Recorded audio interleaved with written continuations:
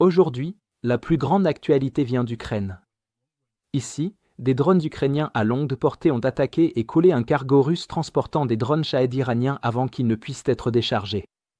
Ce n'était que la première étape de ce qui a suivi, une campagne plus large au cours de laquelle l'Ukraine a ciblé tout ce qui était lié aux drones Shahed iraniens, des sites de lancement aux immenses dépôts de stockage et usines d'assemblage. La première cible de l'Ukraine a été le port d'Olia sur la mer Caspienne, où ils ont visé un navire d'une importance extrême, car le bateau était chargé de munitions et de pièces détachées pour les drones Shahed iraniens. Les images montrent le navire gîté, sa passerelle ravagée par les flammes et sa coque partiellement immergée, contredisant les affirmations russes de dégâts légers. Olia est le principal port russe sur la Caspienne, reliant l'Iran aux routes intérieures, et frappé ici a perturbé un corridor clé qui achemine les drones iraniens vers la Russie pour des frappes nocturnes sur les villes ukrainiennes. L'attaque a démontré que les cargaisons peuvent être détruites dès leur point d'entrée, loin du front, et pour l'Ukraine, cela crée un précédent pour cibler les routes logistiques qui alimentent la campagne de drones russes. L'Ukraine a entamé une campagne méthodique contre chaque étape du programme Shahed, visant à détruire successivement les sites de transport, de lancement, de stockage et de production.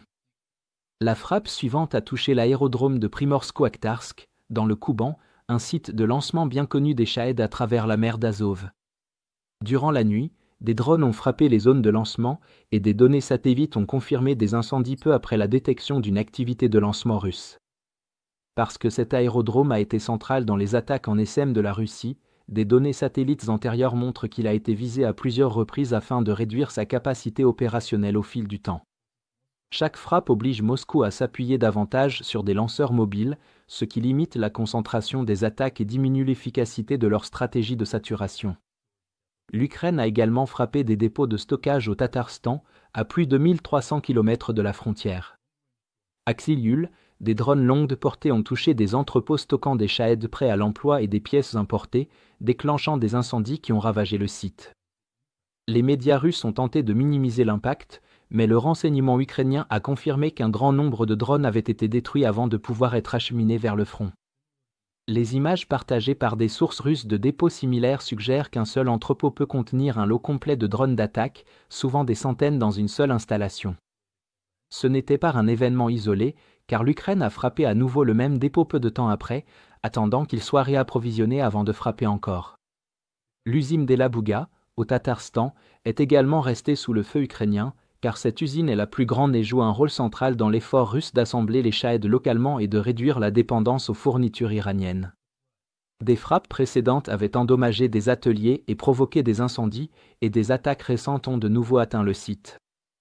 Pour la Russie, maintenir l'usine en activité est crucial pour soutenir la production, mais chaque frappe retarde la fabrication et augmente le coût de recrutement de techniciens prêts à travailler sous la menace, et après des frappes répétées, peu acceptent encore des postes sur un site qui est une cible majeure pour l'Ukraine, que le gouvernement russe ne peut pas non plus protéger.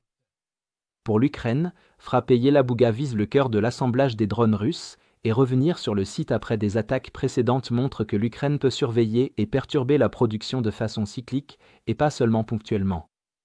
La succession de frappes sur un navire détruit à Astrakhan, un site de lancement touché à Krasnodar, des dépôts en feu au Tatarstan et une usine attaquée à plusieurs reprises reflètent une stratégie délibérée. L'Ukraine ne se contente plus d'intercepter les drones en vol, mais cible l'ensemble de l'écosystème qui permet leur utilisation, car le combat est passé de la défense à l'offensive. En frappant la chaîne d'approvisionnement depuis le point d'entrée, en passant par le stockage et le lancement jusqu'à l'assemblage final, Kiev a démontré que chaque étape est vulnérable et que la distance n'offre plus de garantie de protection. Globalement, ces frappes ont rendu les Shahed bien plus coûteux pour la Russie, l'obligeant à défendre ses routes d'approvisionnement et ses usines sur des milliers de kilomètres. Moscou doit disperser ses défenses aériennes déjà rares, réacheminer les livraisons en provenance d'Iran et encaisser la perte d'installations de production difficiles à remplacer. Chaque frappe affaiblit la capacité de la Russie à maintenir des attaques massives de drones, prouvant que les drones ukrainiens peuvent frapper avec précision en profondeur sur le territoire russe.